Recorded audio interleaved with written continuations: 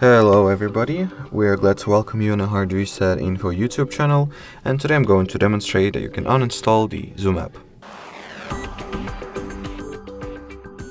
So this tutorial is not like an iOS specific one, it's pretty much the same on both systems, both Android and iOS. So find the app shortcuts either at the home screen or find it through looking or going through the app library.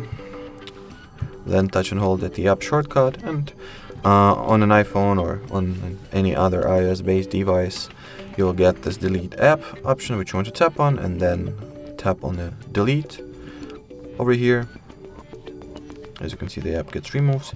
When it comes to most Android devices, the procedure is kinda similar. So here I have the app, I'll touch and hold onto it.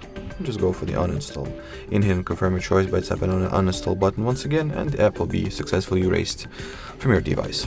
Alrighty, so that will be it. Thanks for watching, and bye bye.